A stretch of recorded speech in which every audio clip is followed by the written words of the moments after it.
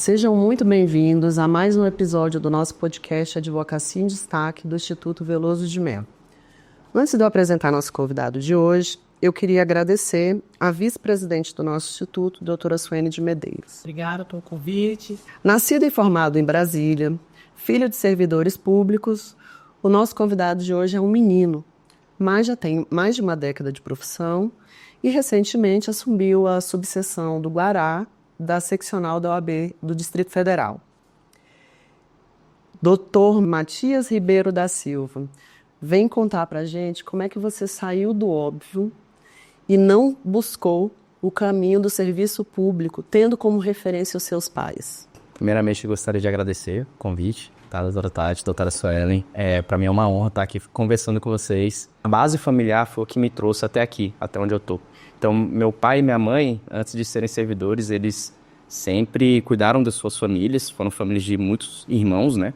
Meu pai, ele tem 4 irmãos e teve outros irmãos que faleceram durante a trajetória dele, que ele é do Maranhão, junto com minha avó. Foi uma história muito sofrida, parecida com de muitos aqui de Brasília. Minha mãe também teve mais de 15 irmãos, cuidou de alguns quando o meu avô faleceu.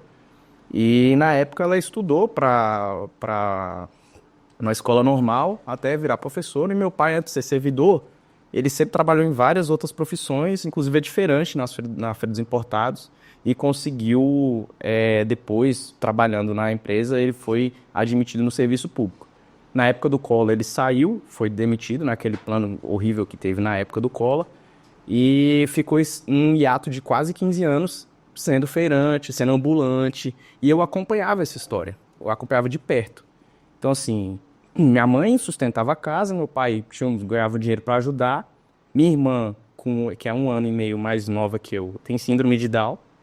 E nessa história, nesse contexto, eu nasci dentro de um berço que falava assim: olha, meu filho, você tem que se dedicar mais do que os outros. E eu não entendia muito o porquê disso.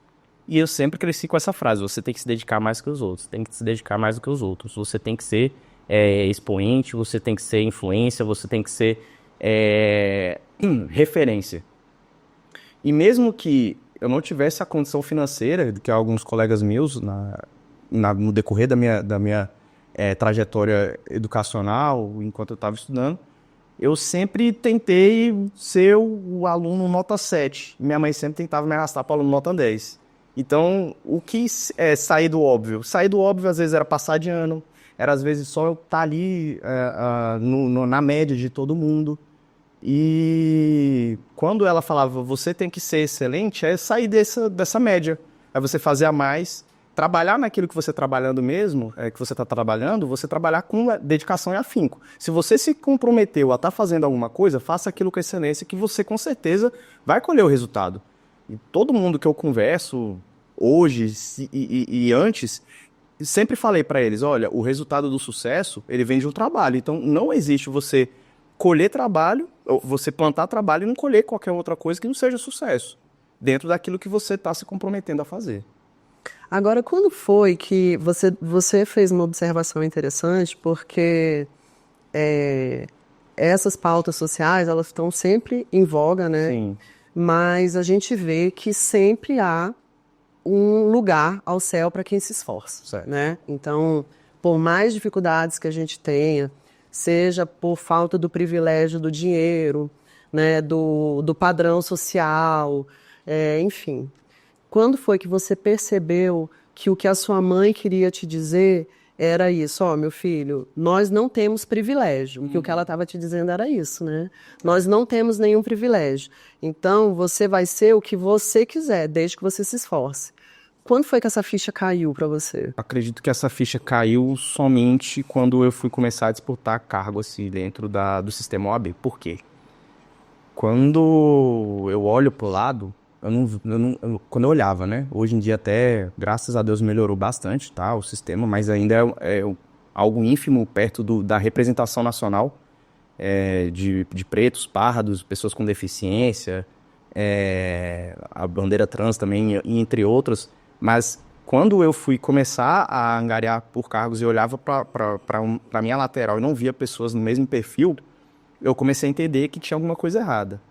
Mas dentro dessa questão, existe também uma transformação dentro de você se aceitar como você é. Porque eu também tinha esse problema de falar, não, eu não cheguei aqui, mas tudo bem, não é porque eu não sou preto. Até eu chegar nessa situação, eu tive que conversar com várias outras pessoas para fazerem enxergar que não. O discurso da minha mãe foi bom até certo ponto, porque ela sempre foi pela bandeira da meritocracia, e depois eu entendi que também não é só por aí, pela meritocracia. Eu sou bom porque eu trabalhei, porque eu trabalho, mas eu entendo também que às vezes a pessoa tem que saber me reconhecer, e eu preciso afirmar isso para os outros que estão do meu lado ver. Então eu preciso ser referência para outras pessoas também. Com certeza, mas você não acha que esse posicionamento e esse próprio incentivo mesmo, né, essa modulação que a sua mãe fez, também te ajudou nisso? Porque, de fato, a gente não pode negar que existe o racismo, que existe a homofobia, que existe, né, enfim, o machismo num sentido negativo, né, que pode chegar, né, enfim, feminicídios e tal. Mas, a partir do momento também que você é trabalhado desde sempre a aceitar, como você disse, quem você é, e ir atrás da sua própria história, ir atrás do seu próprio caminho, isso faz a diferença? Faz, com certeza. Eu acho que a mesma luta, não a mesma luta, mas assim, alguns problemas que eu enfrento, eu entendo hoje algumas minorias e algumas pautas e algumas bandeiras. Eu não gosto de falar muito das bandeiras, eu não falava antes, porque eu não tinha essa ideia. Hoje eu tenho essa ideia. Então, assim, eu entendo a luta que vocês mulheres têm, por exemplo, de se reafirmarem, de terem que se provar todo dia, de ter que falar, olha, eu não sou só um rosto bonito, eu não sou só uma mulher, eu sou uma mulher que sabe o que eu estou fazendo, porque eu estudei muito para chegar onde eu estou, trabalho muito para poder me reafirmar e pagar minhas contas, e depois vou ter que trabalhar ainda mais para poder ser referência naquilo que eu estou fazendo. E dentro dessa questão, é o que me motiva de ter visto um exemplo forte dentro da minha casa, que foi minha mãe. Porque ela arrastou minha família. Não que meu pai não tenha arrastado junto, mas na questão financeira, por muito tempo, ela segurou ali a peteca, segurou o rojão e conseguiu me formar, porque eu só formei mesmo por ajuda dela também, né? E cobrança. Cobrança também, cobrança desde a escola. Eu chegava... É interessante porque tinham matérias que eu tirava 7 e eu falava assim, não, agora tá tudo certo, tá tudo bem. Passei, tirei 7 e tá tranquilo. Pois ela fazia questão de, sei lá, eu tirei 7 em todas as matérias. Ela ia nas matérias que eu tirei a menor nota, escolhia 3 professores e ia conversar com eles. Eu, pra quê? Por quê? Eu já passei, não tem pra quê. Né? Não tem necessidade disso. Ela, não, vou lá ver. Ah, não... Aí era o que o professor falava, né? Conversa demais, faz isso. Então, assim, eu sempre tive essa perspectiva de ser um cara bem falante e comunicativo. E aí ela ia lá conversar com os professores e ia puxar. Olha, tá vendo aqui tem que melhorar, entendeu? Eu tô te falando isso, Matias, porque é o seguinte, quem me conhece sabe que eu sou bem contra as pautas minoritárias, não negando que existem todos esses fatores que eu te coloquei. Porém, com exceção, aí a gente vai falar dos pretos, né? Vamos falar do preto, né, que é o seu caso. Porque no caso da mulher, se você pegar a história, existe também uma convenção social, as mulheres querem se destacar, elas têm todo o direito, né, de vir. Mas se você pega a história da evolução do mundo, você vai ver que sempre que a mulher quis, de fato, fazer alguma coisa, ela fez. Eu vou te explicar por quê. Não é que a gente não tenha tido resistências e nem dificuldades, mas existem mulheres incríveis que foram pioneiras em todas as áreas, na área da ciência, na área da medicina, na área da música. Então, hoje a gente vê, né, muito, mas era pouco, sim, mas convencionou-se, né, até por uma questão biológica, a mulher ela tinha um papel muito importante destacado no meio social, que era de criar grandes homens. Como a sua mãe, uma grande mulher, criou um grande homem. A partir do momento que ela falou o seguinte, você se contentava em ser mediano, mas ela sempre te disse, filho, você não é isso, você pode mais. E se não fosse essa grande mulher que abdicou da própria vida para cuidar dos irmãos, para cuidar de você, da sua irmã, com todas as dificuldades, e colocar para você essa mentalidade de que você não é só isso aqui que estão dizendo que você é, você talvez não teria conseguido. Agora, por que que eu falo do preto? Assim, porque o preto, ele foi impedido mesmo, né? A gente tem um processo, né, pretos, índios, né, de escravidão, de segregação, né, de muito... Aqui não foi como nos Estados Unidos, né? A gente sabe que é bem diferente, mas a gente sabe que existe o racismo, né? Principalmente em algumas regiões. Então, no meu caso, eu vejo que essa realidade, ela é um pouco diferenciada, porque, como você falou, eu, na época da minha faculdade, eu tinha a visão de que o Brasil não era um país racista. E aí um professor uma vez chegou na sala e falou, quantos pretos tem aqui? E, de fato, não tinha. A gente tinha alguns pardos, mas a gente não tinha nenhum preto. E eu não me recordo da OAB, principalmente aqui no Distrito Federal, de ter como presidente um preto. Você se recorda? Ou você foi o primeiro? Não, presidente de subseção teve o Paulo Alexandre. É, verdade.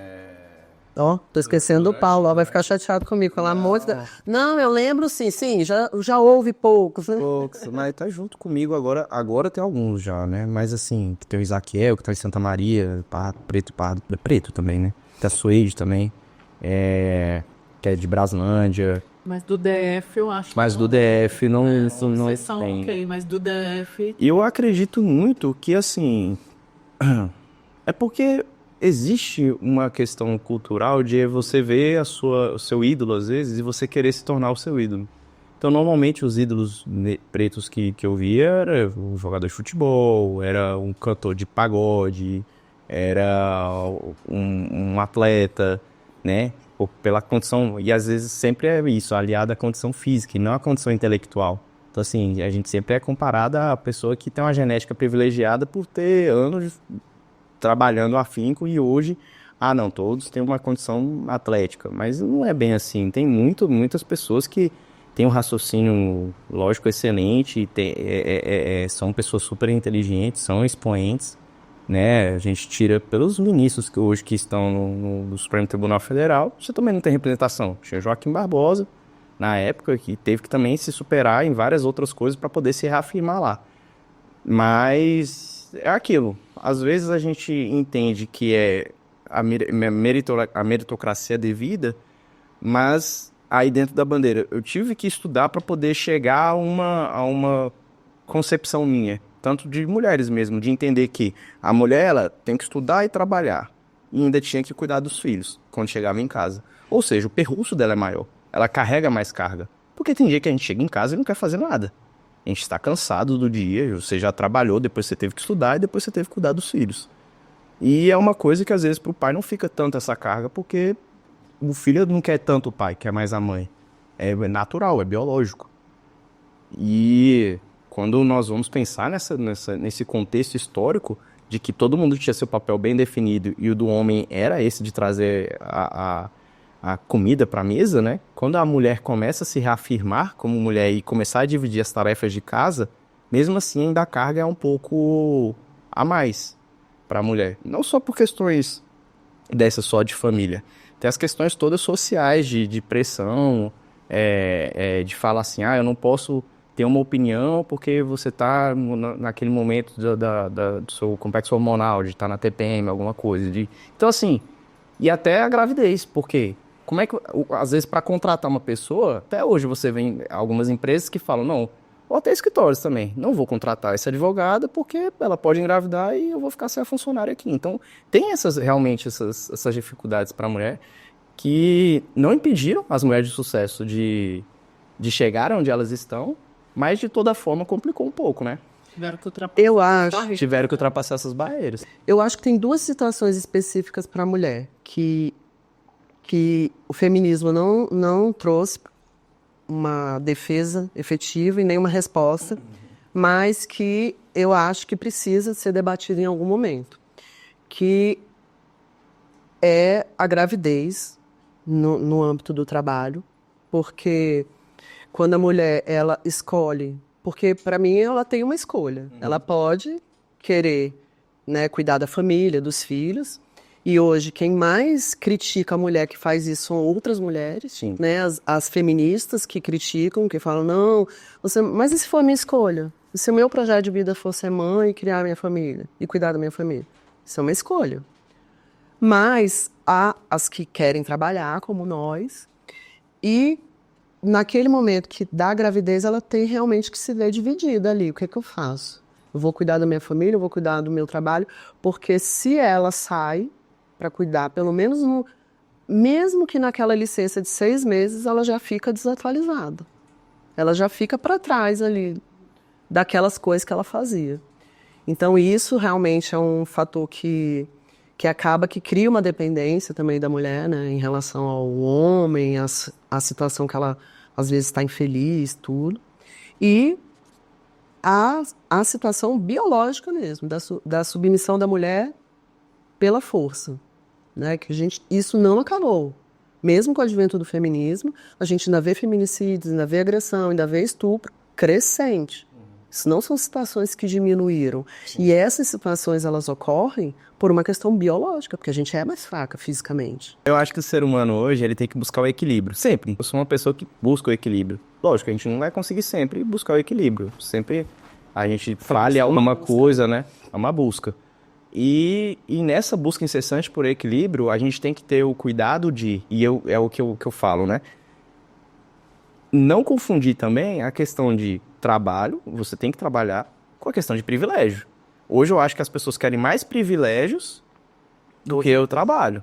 Porque é muito simples. Na verdade, é bem mais benéfico eu ter mais privilégios para poder exercer minha advocacia. Se eu quero só a parte boa do negócio, todo mundo quer. Quem não quer? Eu quero. Não ter tanto trabalho para poder ganhar meu dinheiro. Então, essa questão dos privilégios hoje, que é o que realmente as pessoas acham que está pendendo demais. Porque antes não tinha privilégio nenhum, e agora a sensação é que tem privilégio demais. Então, qual é o equilíbrio disso? Para alguns, né? Para tudo. Então, assim, se a gente tem essa questão que a gente debateu agora esse tempo, é a questão do que eu falei desde o início. Tudo bem. Não fui reconhecido, ou não sou reconhecido, existe realmente, plausível as pautas, todas elas que são trazidas, mas até que ponto é privilégio demais para o que estão pedindo? Porque vai chegar um tempo que vai se esquecer a parte do trabalho. Cadê o esforço? Ninguém chega ao resultado sem esforço.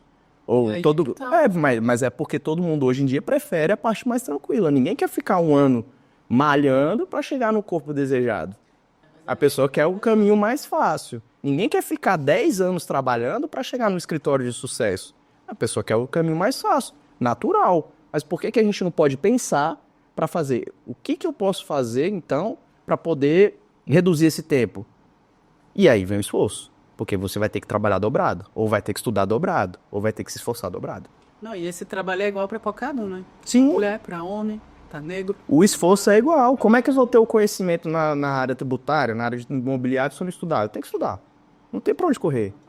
Eu tenho que me esforçar. Eu tenho que ir atrás. Eu tenho que buscar de alguma forma. Então, essa busca incessante pelo equilíbrio, que eu acho que é a resposta. Tem que ter privilégio? Tem que ter privilégio? Tem. Mas tem que ter o esforço e o trabalho. Sem esforço e trabalho, você não consegue sucesso. Agora, Matias, como que foi que você conduziu... Eu não sei se eu cheguei a falar na sua apresentação, mas você atua na área civil, né? Especificamente na parte de condomínios, né? Como foi que você escolheu a sua área de atuação? É interessante, porque a minha história, ela surgiu. Então, eu apesar de toda essa questão educacional que eu tive de esforço para ter os meus diplomas, quando eu cheguei no final da faculdade, eu não sabia se eu queria o serviço público ou a advocacia. E, como todo bacharel, a gente sai da faculdade e pensa, e agora? O que eu vou fazer? Mas se você tem um AB, pelo menos você não está desempregado. Você tem alguma coisa que você pode tentar atuar. Então, tirei meu AB, já estava junto no escritório do Dr. Ricardo Cadá. E aí, comecei a trabalhar com ele. Ele me explicou algumas coisas, me ensinava, falava, sua redação ainda está muito educacional, tem que ser uma redação mais... defendendo o cliente. Então, assim, eram nuances de advocacia, porque todos os estágios que eu fiz na faculdade, nenhum foi dentro de um escritório, todos eu fiz em órgãos públicos. passei pela AGU, passei pelo Ministério Público, passei pelo TJDFT. Muito diferente. Muito diferente, porque você tá do outro lado, você não tá exercendo a advocacia em si, você tá do outro lado, que às vezes é o contra o seu cliente. Então, quando eu saí da faculdade e fui pro escritório, para mim foi uma quebra já para mim, do que eu iria fazer. Mas fui já me distanciando do serviço público. Fazia algumas provas, né, e tentava mesmo assim, só que eu não estava estudando com afinco para as provas, eu estudava para os casos. E quando eu saí lá do escritório, surgiu uma oportunidade numa empresa de administração de condomínio, e na época nem podia ter advogado junto com a administradora, que hoje é uma das lutas da advocacia condominial. E aí eu comecei a trabalhar nessa administradora e entender do mundo de condomínios.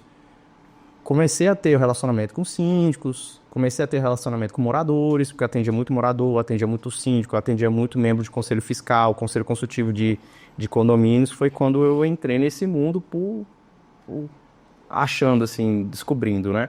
Mas não foi uma área que eu decidi, vou fazer. Porque até então, até hoje, na realidade, é uma área que é pouco desbravada. É uma área que, assim, ainda está em crescimento. Muito das decisões ainda são questões jurisprudenciais, não é algo que tem a lei específica, mas não tem algo que é definido. Você pode chegar lá e ter uma questão de interpretação do juiz, que é algo que os juízes estão pendendo, então depende muito da decisão jurisprudencial, muito das decisões do STJ, do que está acontecendo. Então a gente tem que sempre estar olhando para esse mundo, o que está acontecendo, para onde que está indo, para poder depois falar para o cliente de forma assertiva: olha, tudo bem, você pode fazer isso numa assembleia, mas pode acontecer de dar um problema lá na frente, porque não é assim que o judiciário está entendendo. A OAB também foi de surpresa, porque na realidade eu entrei, quando eu consegui a minha carteira da ordem, foi na campanha do Juliano Costa Couto. E aí eu já conhecia alguns doutores que cresceram junto comigo no Guará, o doutor Anderson, o doutor Regis, e os dois falaram: vamos lá com a gente é jovem advogado, o pessoal tá dando espaço pra gente. Eu falei: tá bom, vamos lá. Aí cheguei lá, conheci o doutor Juliano, super solícito também, gente boa, sempre gravou o nome de todo mundo que ele conversa.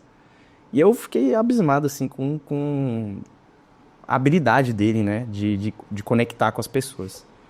E participei ali mais ou menos da campanha e entrei para a comissão jovem, na época, como membro. Fiquei 1 ano na comissão jovem, só que eu pensava assim: olha, eu só tô gastando dinheiro para vir para cá. Eu ia de ônibus para lá também, era uma dificuldade imensa, que só era na Asa Norte. E eu falei: eu não vou ficar mais na OAB, não tô ganhando dinheiro com isso aqui, eu vou procurar... Só me dando Tá só me dando trabalho, não ganho dinheiro, o que eu vou fazer com a OAB? Eu não tinha a contrapartida. Eu não tinha contrapartida e eu não tinha a visão macro de onde que podia ir. Porque advogado é feito de conexão. Até eu entender isso, demorou quase 6 anos. Porque passou-se a eleição do Jax, e aí com a eleição do Jax eu ainda ia em alguns eventos, mas não queria participar de nada, não queria cargo, não queria nada. Quando foi na eleição, a eleição da Thaís, que faz a primeira do Délio também, que ele concorreu... Não. Ou já foi a segunda? Já foi a segunda. Foi a segunda. Então, quando foi a segunda do Délio, o Anderson foi concorrer à presidência lá no Guará, chamou os amigos que estavam próximos e falou: olha, tenho interesse de concorrer no Guará e tô precisando de apoio. Eu falei: uai, mas nós somos amigos há muito tempo, como é que eu não vou te apoiar? Lógico que eu vou apoiar você. E foi quando eu resolvi trabalhar. Só que eu trabalhei na campanha do Anderson sem esperar nada. Mas voltamos àquele assunto do início. Eu trabalhei com muito esforço, porque eu falei: eu quero ganhar isso aqui. E aí vem a questão da excelência, ele reconheceu, falou: olha, eu acho que você tem perfil, pelo que eu tô vendo do que você tá trabalhando. Eu falei: perfil de OAB? Mas o que eu vou fazer na OAB? Foi quando eu comecei a conversar com outras pessoas. E é isso que gera conexão. Porque se você tá perdido, se você não sabe para onde ir, mas você quer ter um norte, se nós conversarmos com outras pessoas que já chegaram lá, você tem mais ou menos o caminho de como chegar lá. Não tá totalmente escuro. Agora, o que eu vivia era um caminho que eu não estava vendo para onde eu estava indo. Eu não tinha uma meta, eu não tinha um alvo. Que é algo que o advogado tem que ter. Ele tem que saber para onde ele quer ir. E para onde ele quer ir, já tem algumas pessoas que já estão lá. Então ele pode conversar lá para ver mais ou menos quais ferramentas eles utilizaram, para ver o que cabe para mim se eu posso utilizar. Posso utilizar a ferramenta, a mesma que ele utilizou, ou então a do outro advogado. Então, dentro do sistema OAB, eu comecei a conversar com pessoas, criar conexões, conhecer pessoas e entender como chegar até onde eu cheguei. Então, para mim, fez total sentido quando eu comecei a assumir o cargo, que eu fui de tesoureiro em 2021, que eu concorri junto com o Anderson. Graças a Deus nós ganhamos, e depois daquilo ali eu não saí mais do OAB. Trabalhei, quando eu fui ver, eu já estava, em 3 anos, eu já estava como presidente da OAB do Guará. E eu hoje, assim, para mim além de ser uma satisfação, olhando o percurso que eu trilhei, apesar de eu ter demorado a chegar na OAB, quando eu cheguei, da questão do esforço e competência, quando eu realmente quis fazer valer, eu consegui.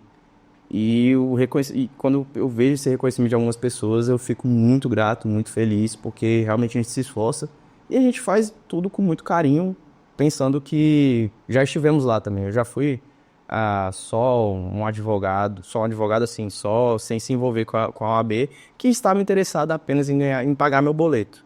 Eu não tinha a perspectiva de que eu poderia chegar mais longe.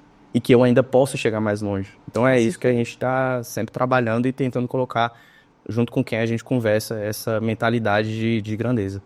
E qual foi o momento que você falou que você se viu advogado? Você entrou Foi uma consequência, né, de várias coisas que você foi conduzindo sua vida profissional. Certo. Mas quando foi o momento que você falou assim, não, eu sou advogado, eu quero advocacia, e se apaixonou de fato pela profissão? Acredito que foi na minha primeira sustentação oral, quando eu fiz, eu lembro que foi um processo muito trabalhoso. Eu lembro que também eu cobrei muito barato para fazer o processo, mas quando eu consegui contornar a situação, a gente tinha vindo de uma derrota na primeira instância, na segunda instância despachamos lá com o relator e depois fizemos a sustentação oral, fiz assim, tive a ajuda de alguns colegas, mas quando eu fiz a sustentação, que veio o voto, que eu consegui, eu falei, é isso que eu quero. Acho que assim, pra mim resolver o problema das pessoas é gratificante. Eu acho que por isso que eu tô na OAB hoje. Porque o advogado, ele precisa muito de ajuda. E a ajuda que eu falo não é ajuda de privilégio, de novo, né? Às vezes só estender a mão e falar, vamos junto que a gente consegue. Tem como a gente batalhar essa batalha aqui juntos. Na verdade, é exatamente esse o propósito desse podcast. O que acontece? Quem entra para o sistema OAB, né? Quem entra no sistema, né? Não é quem faz parte, é quem entra no sistema OAB, acaba que se apaixona, né? Por esse lado, né? O Jax, a Su também foi conselheira, né? Lá no OAB. E eu vejo muito destacado em quem está ali, o Ju, né? O doutor Juliano, nosso querido amigo, o saudoso doutor Juliano Costa Couto, era muito apaixonado, né, por isso, pelo advogado. E eu vejo muito presente, né, em todos vocês que participam, esse gosto, né, essa vontade de querer ajudar o advogado além daquilo que... Porque a nossa profissão já é isso, ajudar as pessoas, transformar a vida das pessoas. Eu sentia muito isso, sabe? Esse negócio de poder ajudar, de estar ali com o advogado, né? Ou seja, o conselho tem muito disso, né? Porque ali, querendo ou não, a gente está julgando as demandas do advogado, do dia a dia dele, sabe? Os problemas que nós sofremos como advogados, não como os nossos clientes. A gente está... É aquele negócio, a gente está sempre pronto para resolver o problema dos nossos clientes, mas naquele momento ali na OAB, a gente está pronto para resolver os nossos problemas como advogados, né? E isso é muito legal também, a gente poder ajudar dessa forma. Não, quando a gente tem nós criamos essa concepção de que o problema não é só seu, o problema é nosso. Quando hoje nós temos algumas decisões temerárias, eu falo, eu não me importo porque não está me prejudicando em nada, aí tudo bem, mas uma hora, por enquanto, é a hora que te prejudicar. Porque eu acredito que o sistema inteiro é feito pro advogado ter que trabalhar mais.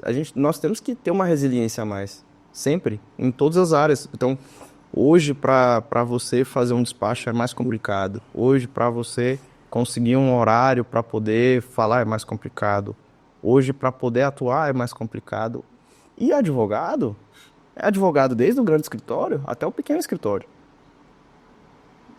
E as dificuldades, se for perceber, são as mesmas, porque às vezes nós conversamos com o cliente, falamos o entendimento que acontece, e quando chega lá no judiciário, uai, mas o que aconteceu? A decisão não foi do jeito que você falou?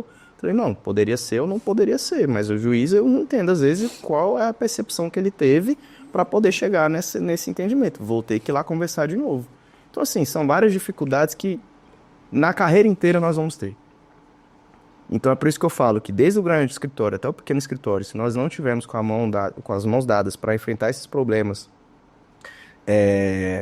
tanto jurídicos quanto da profissão em si, né, que hoje o que está em voga muito agora é essa questão das prerrogativas, está tendo aí o julgamento lá no STF, né, dos atos antidemocráticos. Então, assim, tudo que vem acontecendo é para demonstrar que se você caminhar sozinho, você pode caminhar sozinho. Mas eu acredito que você não vai conseguir ter a mesma força do que caminhando junto com a gente aqui. E o caminhar junto pessoal, o problema do outro ali não é só dele, é nosso. Todos nós estamos na mesma visão de ter um trabalho mais digno, de conseguir defender nosso cliente, de conseguir exercer com um pouco, né, de pelo menos, um pouco de dignidade. Chegar lá no STF e ser escrachado às vezes, sendo que você está lá para trabalhar. Não existe isso. Porque as outras profissões não são escrachadas. Sabe? Então, assim, e muitas vezes o advogado que está ali tem mais conhecimento que o juiz. É exatamente isso, né? Ou seja, é aquela história, né? Sozinho você pode ir chegar mais rápido, mas junto a gente vai mais longe. Sim. Então é isso, né? Ou seja, a união faz a força. Então, enfim, a OAB está aqui para isso, na minha visão, né?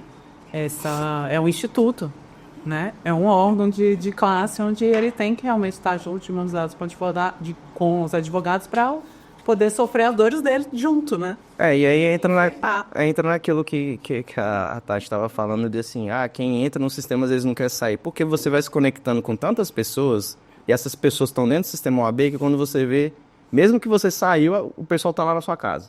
Ou então você encontra no restaurante. Ou você encontra em algum lugar que você pensa, uai, para onde eu vou eu vejo gente da OAB? Mas acaba que eu falo que é uma cidade. A cidade, eu falo assim, quando eu tenho algum evento, eu tenho alguma festa, ou depois hoje já, né, eu como diretor de ordem, eu como presidente lá da subseção do Guará, eu percebo assim, parece uma cidade pequena, de uns 50 mil habitantes, que todo mundo se conhece, ou pelo menos se vê, sabe como é que é, não, tá ali do Guará, ali é o doutor do Bandeirante, ali é do Braslândia, não, ali é conselheiro. E que todo mundo tem a sua área de atuação. Alguns foram para a área ali da defensoria pública, outros têm servidor público, mas também advogado, outros são só advogados. E todos tentando seu lugar ao céu. Matias, agora, conta pra gente. Quero saber de coisa, assim, delicada mesmo. Quero saber perrengue.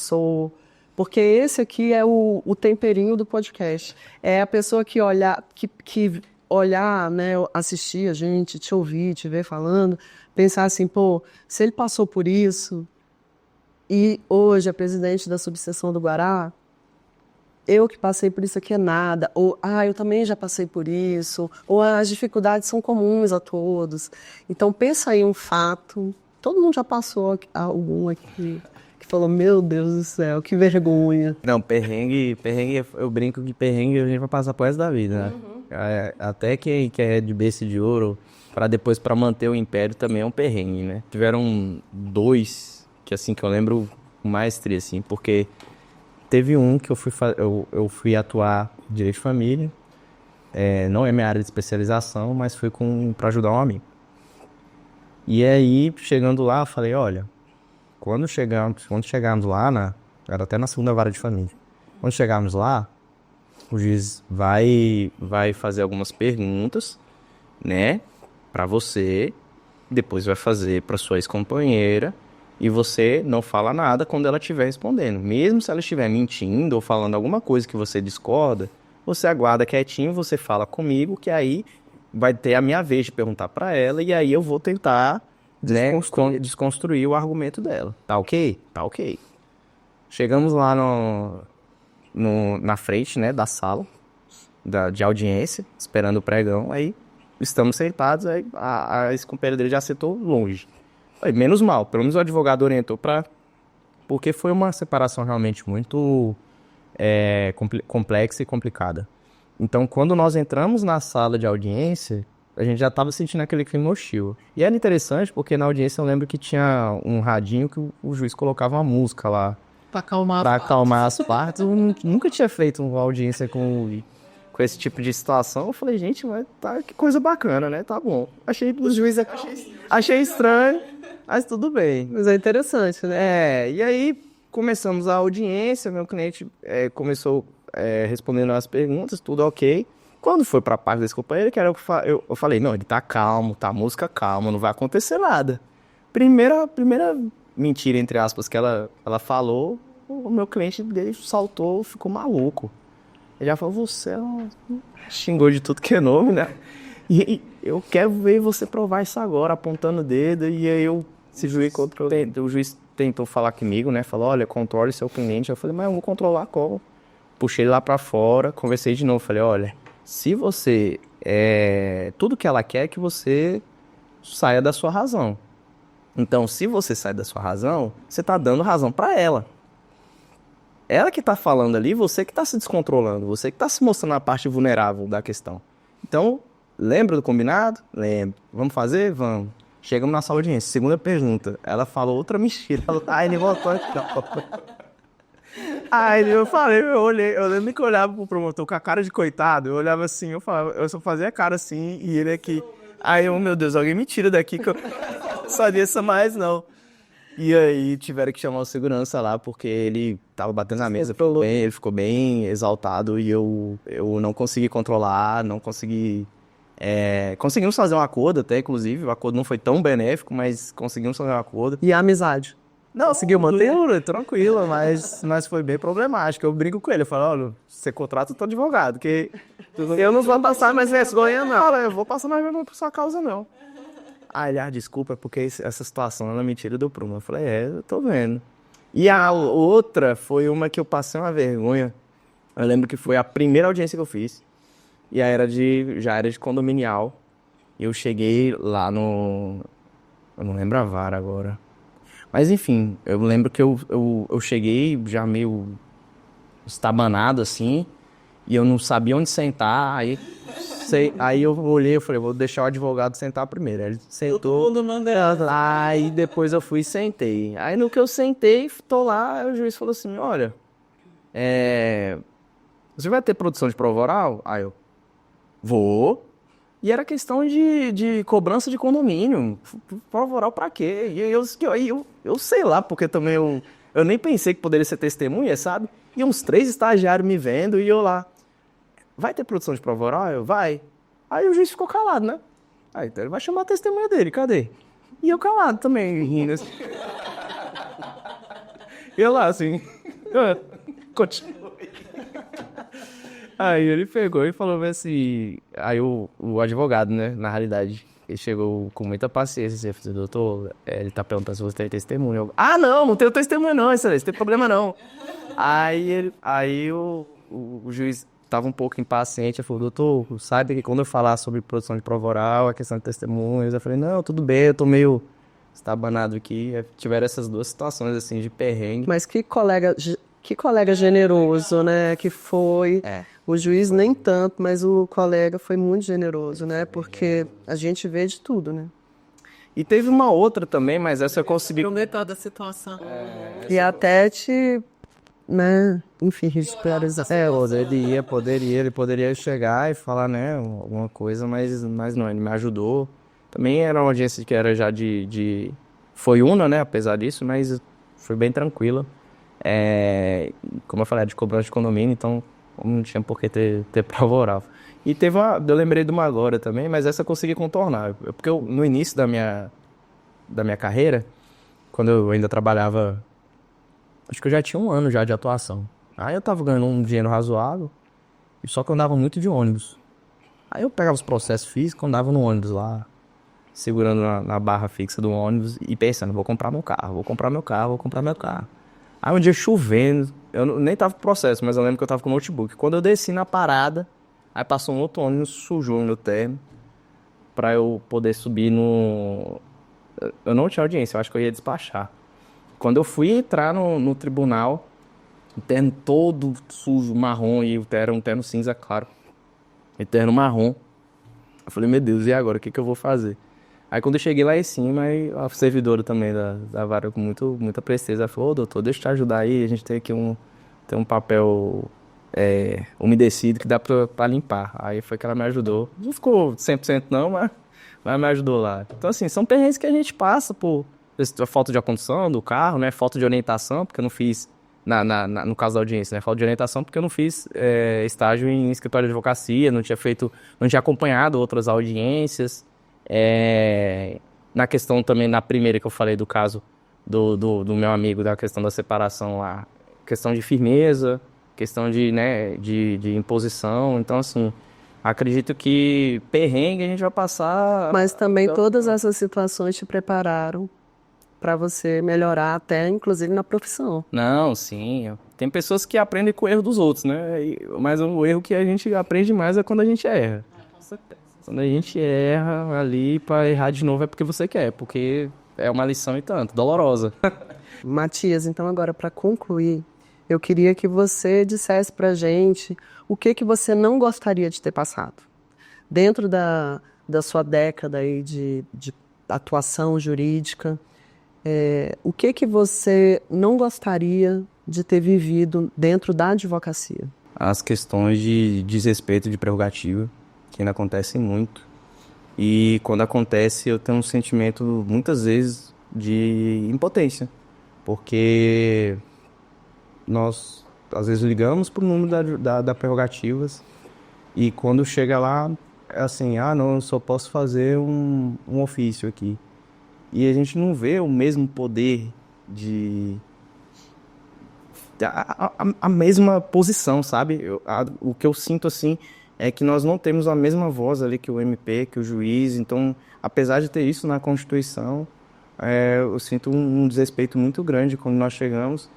E até dentro do sistema OAB, dentro lá do Guará, graças a Deus, nós criamos um relacionamento com os órgãos instituídos, mas eu tive que construir. Não foi algo que eu falei, eu sou OAB, eu estou aqui. E te respeitaram? Me respeitaram. Não, eu tive que provar algo.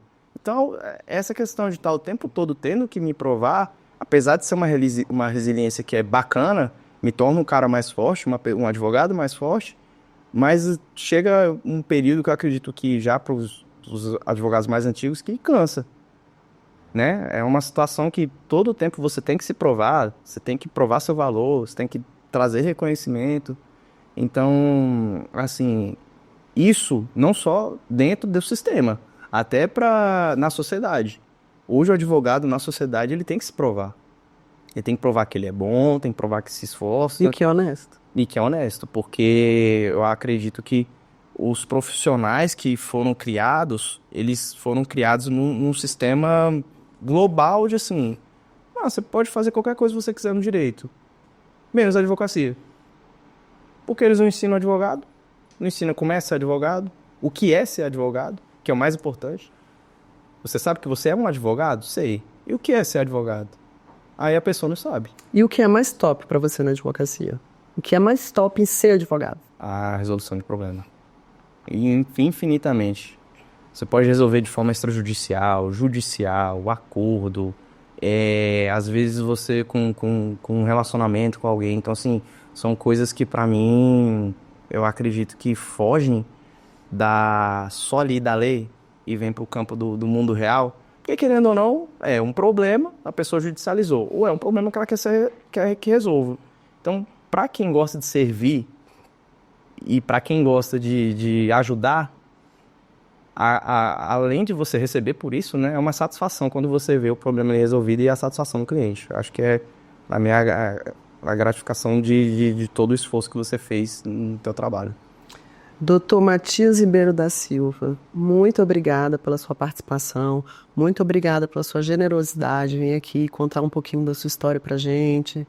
dividir aí a sua trajetória, inseguranças e sucessos. Parabéns pela OAB, parabéns pelo trabalho que você está fazendo lá com os meninos. De vocês mais uma vez. Obrigado pela conversa. Achei uma conversa muito solta, muito leve, bacana. Me senti bem à vontade de falar sobre minha trajetória.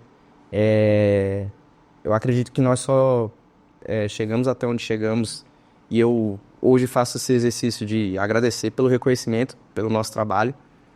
E é um incentivo para eu trabalhar mais, porque vocês são referência.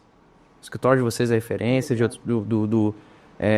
de outros ícones também ali que estavam junto. E eu vejo fotos, sabe, antigas, por exemplo, do Juliano com o Jax, e eu vi a trajetória que eles perseguiram. E é algo que a gente também se inspira, né? Então, o que a gente busca hoje, não só além do trabalho, é ver a trajetória de sucesso e copiar e tentar fazer semelhança para a gente, com certeza, daqui a alguns anos, a gente falar, tá vendo? O que a gente viu, graças a Deus, estava junto com a gente lá no início, vai estar junto com a gente no sucesso, porque são grandes amigos.